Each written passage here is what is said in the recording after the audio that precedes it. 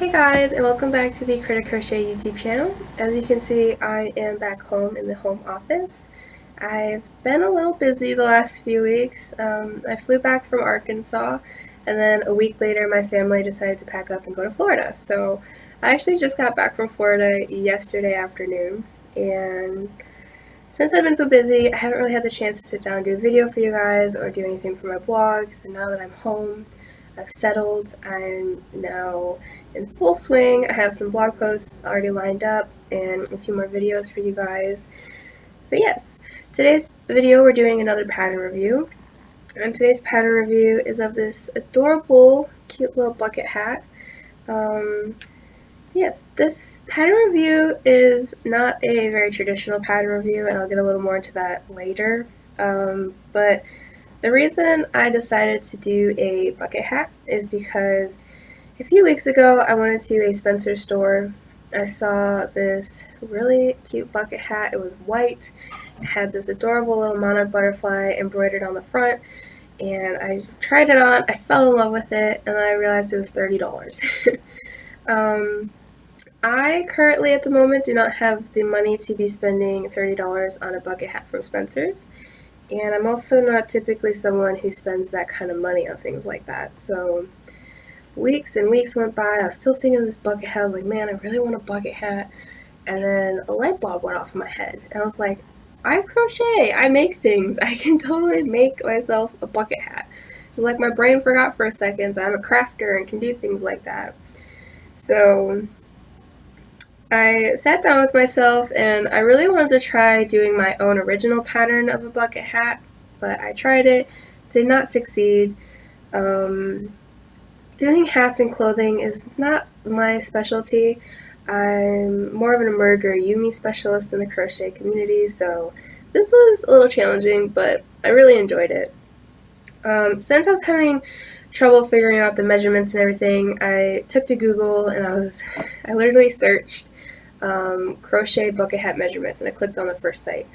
And it was a site called Yarn Wars, I believe. I'm definitely going to have it linked below in the description because it has the basic pattern and measurements and everything about this hat. So yes, the reason this is not a very traditional pattern review is because I did not follow the pattern exactly because I couldn't. The original pattern designer used Red Heart Super Saver acrylic worsted weight yarn in a kind of tie-dye color, but I did not really want to use that kind of yarn for this project because I know and have heard that cotton yarn has more structure to it and it holds its shape better, and I haven't done a lot of projects with cotton, and so I went over to my yarn bucket and I had some leftover sugar and cream from a previous project in this really nice cream color, and so I was like, this is perfect. So I used cotton yarn. Now cotton yarn tends to be a little thicker than acrylic yarn, and it's different to work with. So I used the same hook size as the pattern stitch, which is a 6mm J hook, and so as I was crocheting, I realized my measurements were a little bit off than what the pattern stated, which is one thing I really liked about this pattern, is that it had the measurements that you needed every step of the way. So the hat is worked from top to bottom. You do the increasing rows first to create the top and the diameter of the hat. I think that's the word, because isn't radius half of the diameter? I think so. So, and this hat is also worked in half double crochets. Since I used the same hook size and a thicker yarn, the top of my hat ended up being a little bigger, which was fine with me. So I believe this is more of a large adult hat than the small adult hat that the pattern was stating, which was fine with me. I like when my clothing is a little bigger on me, and I think that translates to my hats. So this is a little big on me, but I find it comfortable and I really like it. So you work the increasing rows, and then one technique you'll need to know is working in the front and back loops, because to create this ridge right here, which makes this hat look like a bucket hat, you need to work in the back loops of these two rows, and then You go on to do the length of the hat, and then you do the rim. The first row of the rim is worked in the front loops so that it kind of folds over into that rim shape. So I did the top of the hat like I said, just like the pattern stated, so it's a little bigger. And then I ended up doing the length of the hat, the measurement, instead of what the pattern states. So the pattern stated that you crochet about 10 to 13 rows right here. I only ended up having to do about 8 because the measurement said you only needed about 3 inches right here, and that was about 8 rows for me. So I'm really, really glad that this pattern includes the measurements, because if I were to do 10 or 13 rows, this hat would be way too long. Another thing with the rim of the hat, I only ended up doing about 5 rows of the rim. I believe that the pattern does 6 rows and then a optional slip stitch around the rim of the hat. I originally did this, but I thought the rim was too long for me, and then the slip stitch around the outer side or outer edge of the rim, it just like tightened it, and it was kind of awkward and it looked weird. So I ended up undoing those 2 rows, and so yeah. I think the rim of my hat is a little small, but I like the way it looks, and yeah, I went with it. So yes, I love this project. I wore this nonstop on our Florida trip. It's a really nice hat. It fits very well. Like I said, it's lightweight, it's adorable, it's very comfortable, and it helped protected me from sunburn on my face. So this was probably one of my favorite projects to date, and I highly recommend you guys checking it out if you want to do a different kind of hat, or if you've seen the bucket hats are coming back and you want to make one, go for it. I highly recommend. If you've never worked with cotton yarn before and would like to give it a shot, do it. I don't think I would like this project as much if I had done it with the acrylic yarn, so cotton was definitely the way to go for me.